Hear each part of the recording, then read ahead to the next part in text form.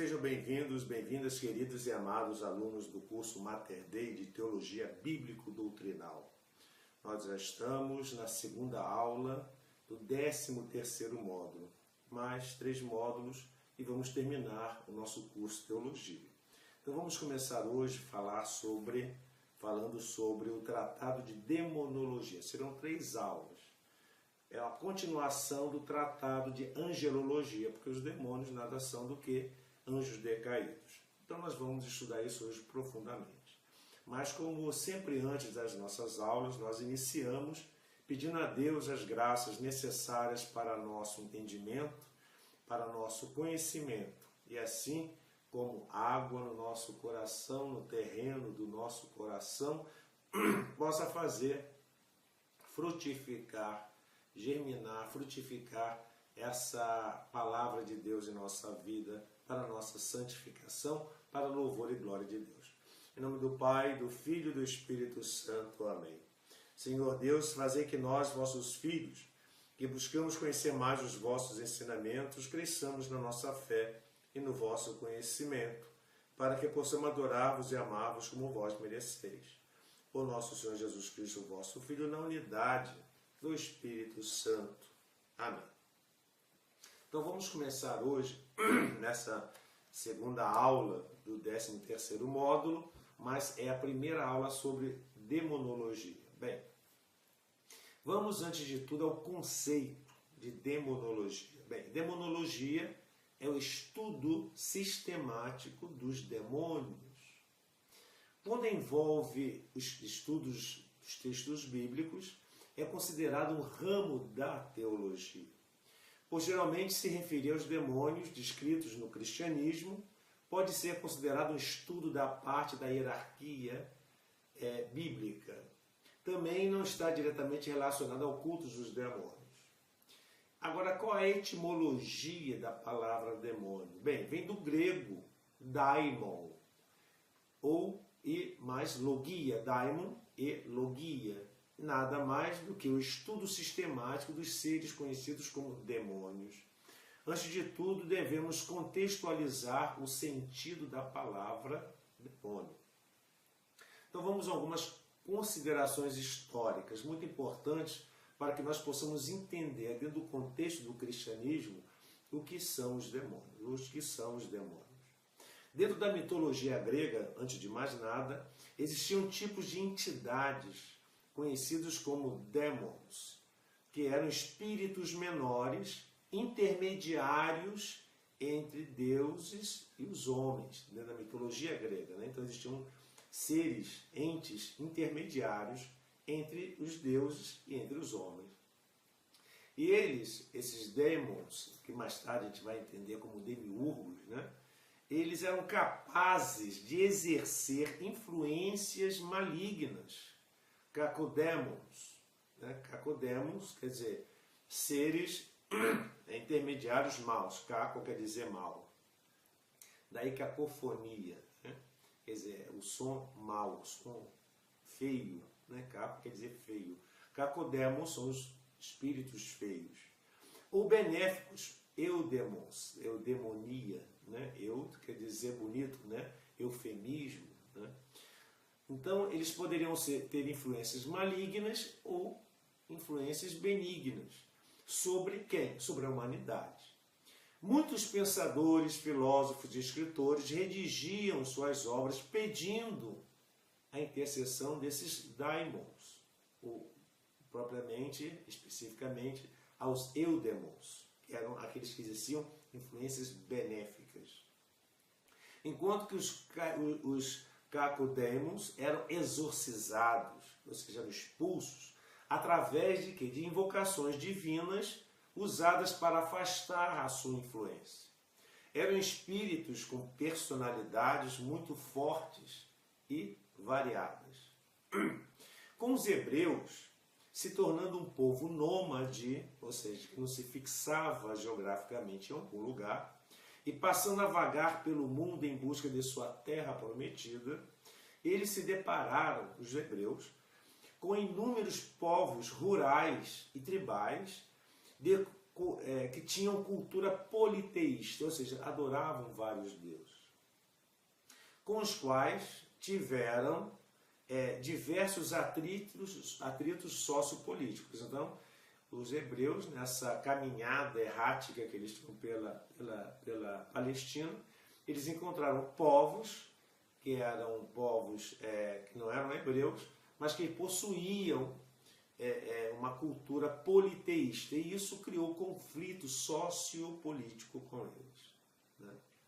Uma das estratégias adotadas pelos hebreus em seus textos épicos para justificar a superioridade do povo de Israel sobre todo o resto das culturas do mundo era justamente distorcer, perverter e deformar os mitos e figuras divinas dos povos rivais para colocá-los abaixo de si.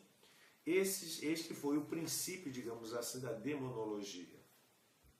Isso é visivelmente observável ao nos depararmos com as descrições dos deuses, como Baal, o deus Amon, Astaroth, dentro do prisma judaico. Esta forma de inferiorização foi perceptivelmente herdada pelo cristianismo, que é uma religião oriunda, filha do judaísmo.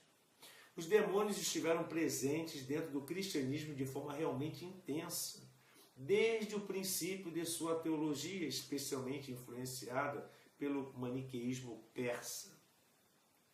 Conforme foi narrado pelos autores do período patrístico, dando, portanto, sentido na vida dos santos e dos mártires. Com a evolução desta mesma teologia pós-nicena até a aurora da teologia escolástica medievalista, a demonologia ganhou local de destaque dentro do cristianismo especialmente, embora seja também fortemente presente no judaísmo e também no islamismo.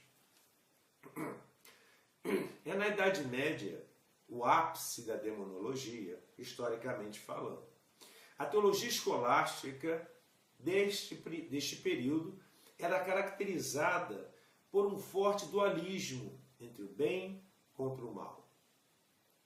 E o foco das igrejas estava nos aspectos manualísticos e punitivos proibitivos. Ou seja, as confissões e penitências eram um grande foco da Igreja Católica. Portanto, a presença de espíritos malignos que tentavam os fiéis e sacerdotes, conduzindo-os ao pecado, era uma constante. Dos relatos de sucubos, incubos, no interior dos mosteiros, que poluíam a castidade, até presentes nas justificativas dos mais abomináveis crimes. Agora, independentemente do que fosse, o fato é que a igreja realmente combatia tais demônios com uma vontade ferrenha.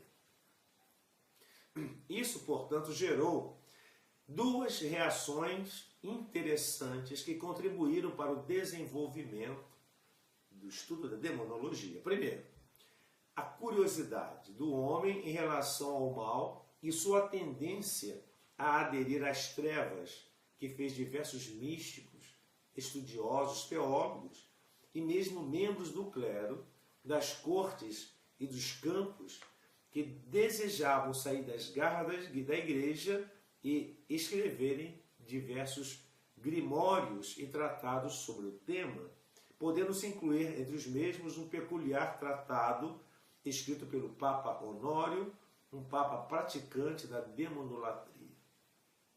E, em segundo lugar, o medo do desconhecido, do inferno, do pecado, que fez os teólogos cristãos da época redigirem infindáveis ensaios a respeito da natureza do mal, em uma tentativa brutal de desvendá-la e compreender para poder combater estas entidades com as armas apropriadas, como fez Santo Tomás de Aquino.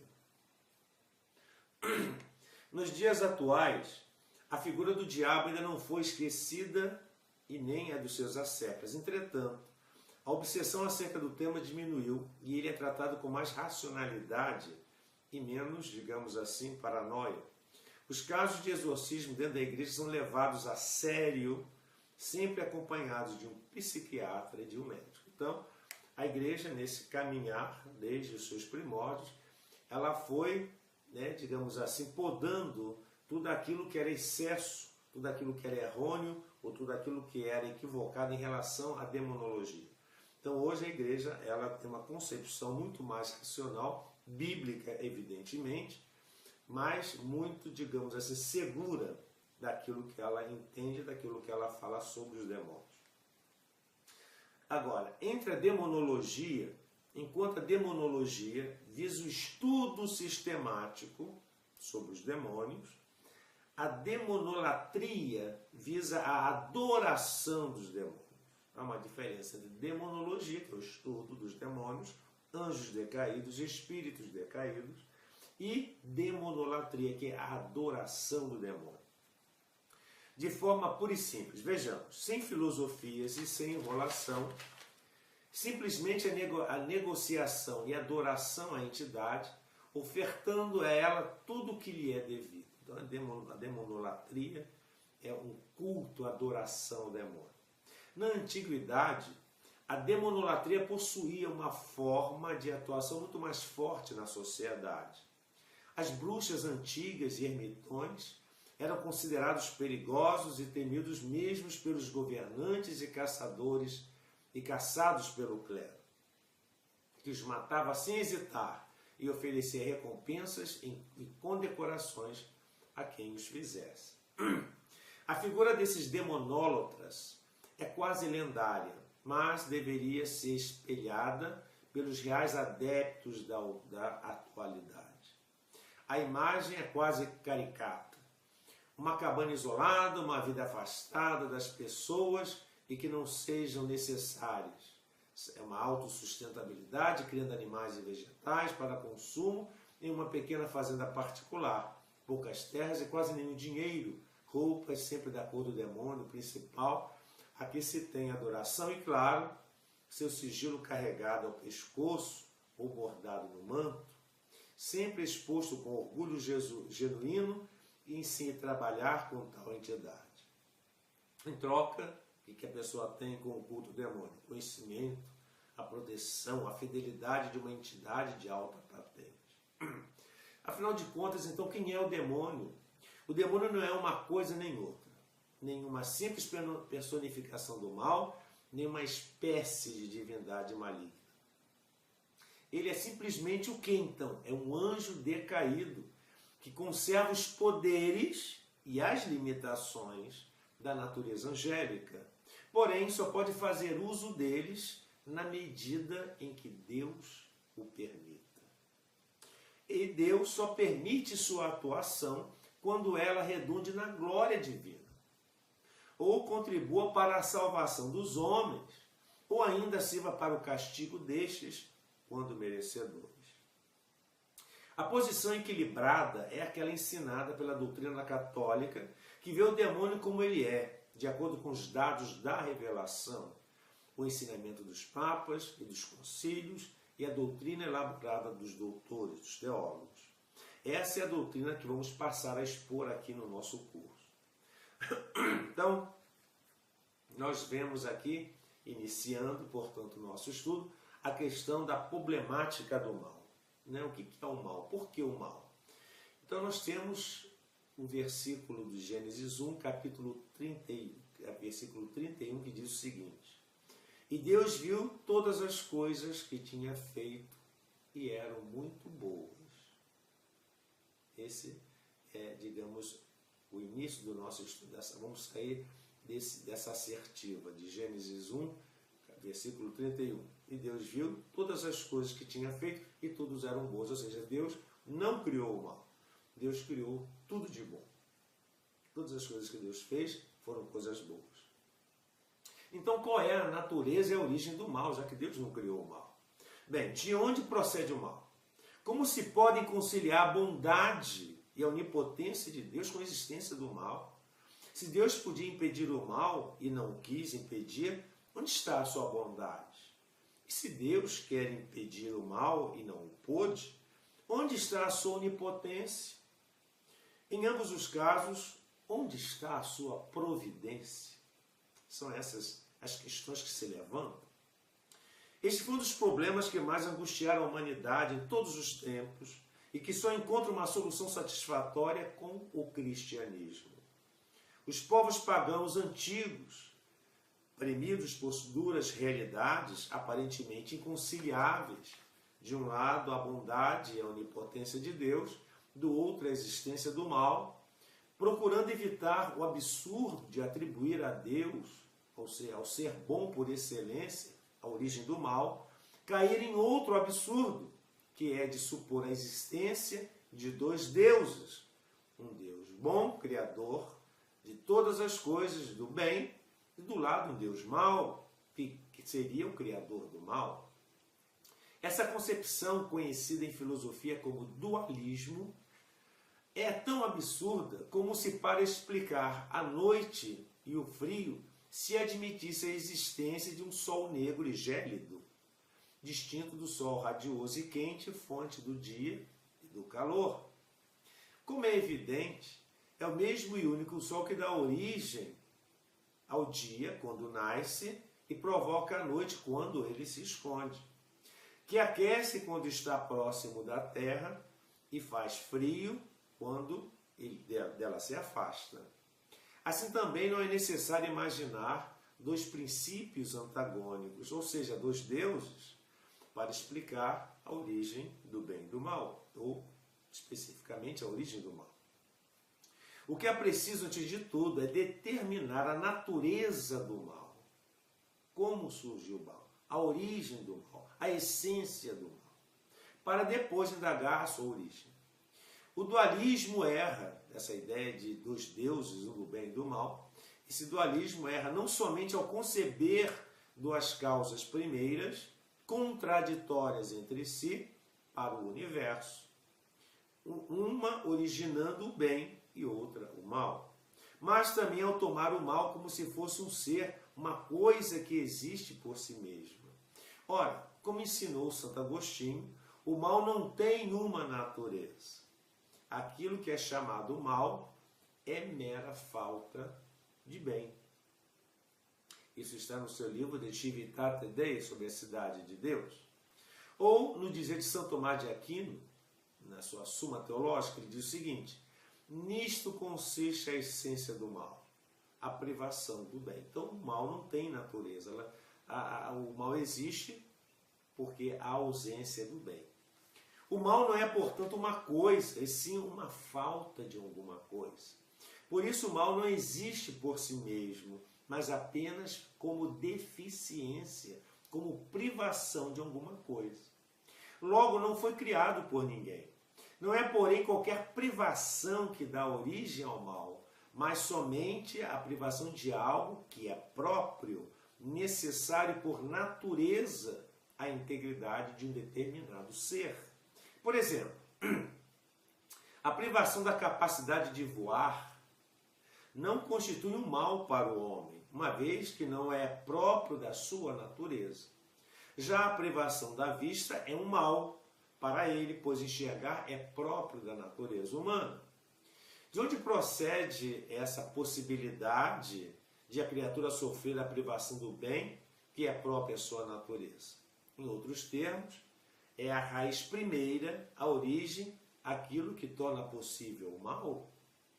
Deus fez boas todas as criaturas, porém, nós poderíamos ter dotado de uma perfeição infinita, absoluta, pois a perfeição absoluta só é possível num ser infinito, ou seja, no próprio Deus. Para fazer criaturas dotadas de uma perfeição absoluta, Deus teria que criar outros deuses, o que é absurdo. Logo, só podia criar seres finitos, limitados, portanto imperfeitos e sujeitos a imperfeições e privações. É nessa limitação inerente à condição de criatura que os filósofos, seguindo Santo Agostinho, veem a raiz primeira do mal. Daí decorre que a única maneira de evitar o mal seria Deus não ter feito a criação, pois toda criatura é necessariamente limitada. O mal, portanto, pode ser considerado sob diversos aspectos, de acordo com a privação a que ele se refere. Se ocorre privação de um bem físico ou da natureza inanimada, temos o mal físico ou natural. Se a privação se refere a um bem moral ou uma perfeição espiritual, estamos diante do mal moral. O mal físico compreende todas as desordens da natureza inanimada, terremotos, inundações, incêndios, e em particular as desordens das criaturas sensíveis, por exemplo, o sofrimento, as doenças, a morte. O mal moral, portanto, já por seu turno, compreende as desordens da vida moral, o pecado, o vício, a injustiça e a violação das leis estabelecidas por Deus. Mas então, por que Deus permite o mal? Ora, porque Deus permite as catástrofes mais ou menos frequentes, as doenças, a morte, enfim. Como pode um pai deixar sofrer assim seus filhos? Não tem ele poder para impedir o mal? E se não lhe falta poder, onde está a sua bondade se não impede? Sempre são essas questões que se levantam. Ora, ensina São Tomás de Aquino que Deus não permite o mal físico senão de um modo inteiramente acidental, como ocasião para os justos exercerem a virtude da constância, praticarem a caridade para com os menos favorecidos, os doentes. Por outro lado, ele deseja alguns males físicos como pena devida ao pecado, como forma de restabelecer a justiça ultrajada pelas faltas voluntárias. Com relação à morte, longe de ser o termo da vida, ela é a passagem para uma vida nova, onde a felicidade é completa, sem mesclar o sofrimento, e onde se distingue o sumo bem, que é o próprio Deus. Quanto ao mal moral ou pecado, Deus não pode querê-lo nem mesmo indiretamente, mas ele pode tirar, como do mal físico, algum bem, como por exemplo, do pecado do perseguidor, a manifestação da constância dos mártires. A possibilidade do mal moral, ensinam os filósofos, é ao mesmo tempo a consequência de um grande bem, a liberdade. E a condição de um bem ainda maior, o mérito. As criaturas racionais, ou seja, os anjos e os homens, por serem dotados de inteligência, possuem o que nós chamamos de livre-arbítrio, ou seja, a liberdade de escolher entre os bens possíveis. A capacidade de livre escolha decorre da natureza inteligente desses seres, do conhecimento que eles têm de várias ações, de seus fins últimos e dos meios para chegar a eles. A liberdade mesmo imperfeita é a mais bela prerrogativa do ser racional, é pois digno da bondade divina tê-lo concedido. Deus não podia suprimir no anjo e no homem a possibilidade de fazerem o mal, a não ser recusando-lhes a liberdade ou dando-lhes liberdade incapaz de falhar. Na primeira hipótese, ou seja,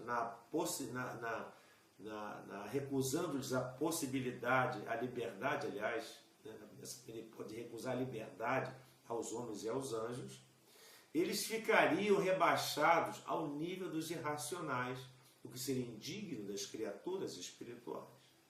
Já na segunda hipótese, ou seja, na liberdade incapaz de falhar, seria uma liberdade infalível, na liberdade infalível, eles se tornariam iguais a Deus, o que é um absurdo.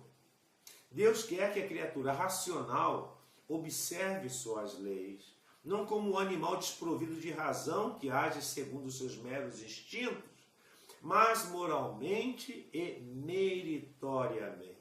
Ora, sem a possibilidade do mal moral, não haveria mérito na prática do bem, pois não há mérito se não se faz o bem, podendo não fazê-lo. Deus quis que os anjos e os homens fossem os agentes da sua própria felicidade, ou se tornassem responsáveis pela própria desgraça, escolhendo por si mesmos se colaboravam ou não com a graça divina. Vejam bem, quando os anjos pecaram e quando os homens pecam, fazem um uso indevido, um uso desviado da sua liberdade. Deus, porém, não tolhe a liberdade de suas criaturas racionais em razão do seu uso desviado. Porque é o próprio Deus a ele criar e não destruir. Seria contrariar-se a si mesmo, fazer criaturas livres e depois tolher-lhes a liberdade quando usam mal. Por outro lado, a existência dos seres racionais não livres é absurda. E a consequência do mal? Bem, a estas considerações de ordem filosófica, o cristianismo acrescenta os dados revelados por Deus. Vamos a eles. Estes não somente confirmam as descobertas da razão, conferindo-lhes uma certa certeza absoluta, mas indo além, não dos meios de saber ao certo aquilo que de outro modo não passaria de mera suposição, como o mal manifestou concretamente entre os anjos e os homens. O cristianismo rejeita toda e qualquer forma de dualismo. Tudo quanto existe provém de um só e único princípio, puro e bom. Sendo Deus substancialmente bom e santo, tudo quanto provém dele tem que ser necessariamente bom em si mesmo. Por isso, todas as criaturas em si mesmas são boas e aptas para os propósitos do Criador.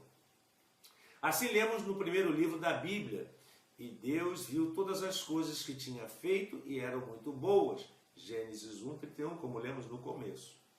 O livro do Eclesiástico, no capítulo 39, versículo 39, completa: todas as obras do Senhor são boas e cada uma delas, chegada a sua hora, fará seu serviço.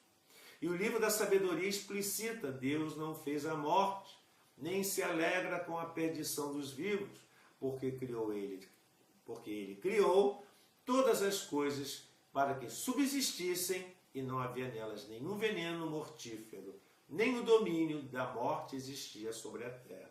É o Salmo 1, versículos 13 e 14. Diz ainda o livro de Tobias, capítulo 4, versículo 14. Foi na soberba que teve início a perdição. Parte dos anjos, como nós já sabemos, se revoltou contra Deus e foram expulsos do céu, transformando-se em demônios. Do mesmo modo, nossos primeiros pais, desobedeceram o Criador com o pecado original, perderam o estado de inocência e de integridade, sendo expulsos do paraíso terrestre. Como decorrência do pecado original, houve uma debilitação da natureza humana, tornando o homem cada vez mais vulnerável às paixões e às seduções do demônio e mais inclinado ao pecado. Em castigo desse mesmo pecado, Deus permitiu que o sofrimento se abatesse sobre o homem e a terra se lhe tornasse ingrata. Lá no livro do Gênesis, depois da narração da primeira desobediência, vêm as palavras do Criador ao primeiro homem: porque destes ouvidos à voz da tua mulher, e comeste da árvore de que eu tinha ordenado que não comesses, a terra será maldita por tua causa. Tirarás dela o sustento, com trabalhos penosos, todos os dias da tua vida. Ela te produzirá espinhos e abrolhos. Gênesis 3, versículos 17 e 18. E o inspirado autor do Eclesiástico escreve numa alusão ao pecado original: da mulher nasceu o princípio do pecado, e por causa dela é que todos morremos. Eclesiásticos, capítulo 25, versículo 33. O apóstolo São Paulo resume magnificamente essa doutrina sobre o pecado original nos seguintes termos: assim como por um só homem o pecado entrou no mundo, e pela morte, e pelo pecado a morte, assim também a morte atingiu a todos os homens, porque todos pecaram, pois o salário do pecado é a morte. Romanos 5, versículo 12. Em virtude da redenção operada por Jesus Cristo, entretanto, o sofrimento e a morte podem ser aproveitados pelo homem como meio de aperfeiçoamento moral, de santificação. É assim mesmo que o São Paulo exclama: a morte foi tragada na vitória de Cristo. Morte, onde está a tua vitória? Morte, onde está o teu aguilhão? E prossegue: sejam dadas graças a Deus que nos dá a vitória por nosso Senhor Jesus Cristo.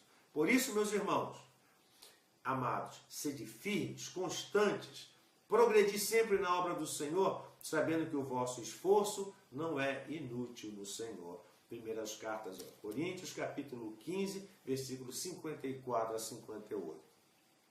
Está, portanto, a esperança, portanto, a esperança que nos dá a força para lutar contra a ação do mal em nós mesmos e no mundo. E é a doutrina a respeito ao verdadeiro sentido da presença do mal no mundo. É a doutrina a respeito do pecado original que nos esclarece quanto à ordem histórica do mal e quanto ao verdadeiro sentido da presença do mal no mundo. Do contrário, o problema do mal ficaria insolúvel e nos atiraria no desespero da incompreensão e da revolta. Agora, os anjos maus tiveram uma queda. Desde o princípio quebraste o meu jugo, rompeste os meus laços e dissestes: não servirei, não serve-am.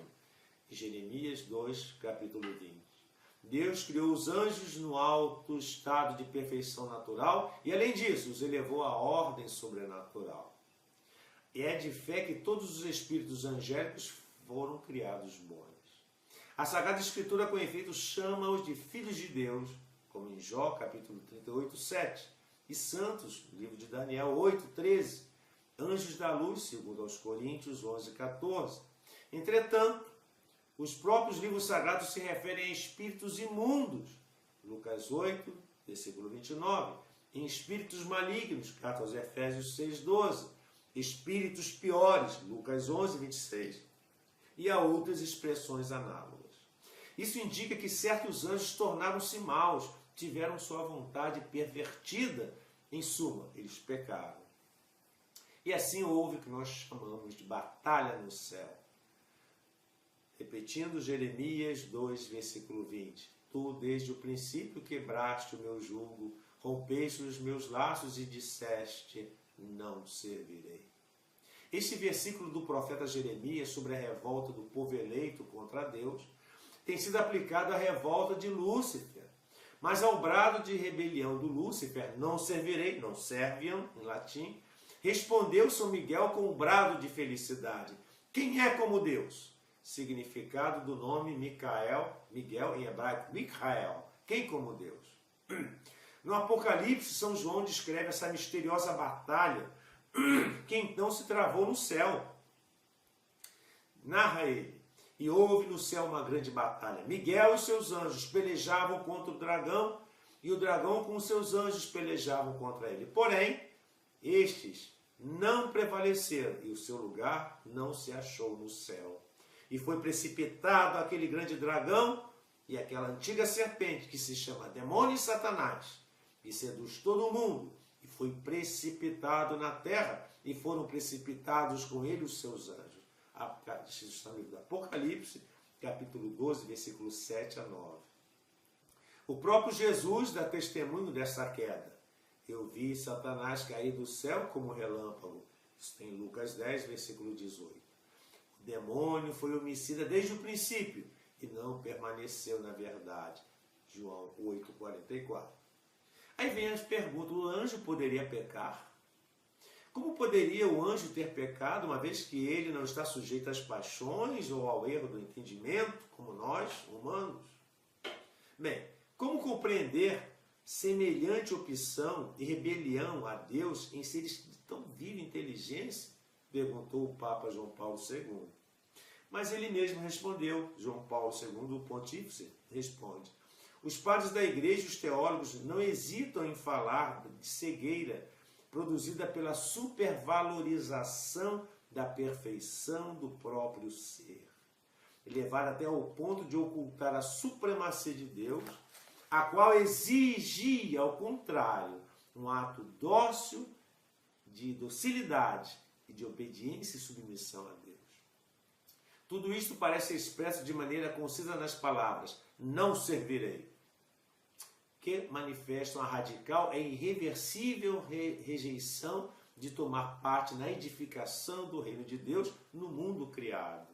Satanás, o espírito rebelde, quer seu próprio reino, não o de Deus, e se levanta como o primeiro adversário do Criador, como opositor da providência, antagonista da sabedoria amorosa de Deus. E o Papa explica que os anjos, por serem criaturas racionais, são livres, isto é, têm a capacidade de escolher a favor ou contra aquilo que conhecem ser o bem. Também para os anjos a liberdade significa possibilidade de escolha a favor ou contra o bem que eles conhecem, quer dizer, o próprio Deus. Criando os anjos racionais e livres, Deus quis que eles, com o auxílio da graça, fossem os agentes da sua própria felicidade ou de sua perda, caso cooperassem ou resistissem à graça, para que merecessem a felicidade eterna, submeteu-os a uma prova. E é de fé que todos os espíritos angélicos foram submetidos a uma prova. Entretanto, não sabemos qual teria sido essa prova. Os teólogos procuram escogitar qual teria sido essa prova. Então aqui terminamos a nossa primeira parte do curso de demonologia e no próximo agora nós vamos falar sobre o pecado dos anjos maus, sobre a questão da soberba, a revelação, a psicologia do demônio, etc., que é um assunto muito vasto, que nós daremos em 3 aulas, mas que procuraremos na aula do vídeo fazer uma explanação superficial, mas que isso se encontra de uma maneira muito mais concisa e quase que exaustiva na nossa apostila. Que o Senhor nos abençoe e guarde-nos de todo mal, nos conduza à vida eterna. Amém.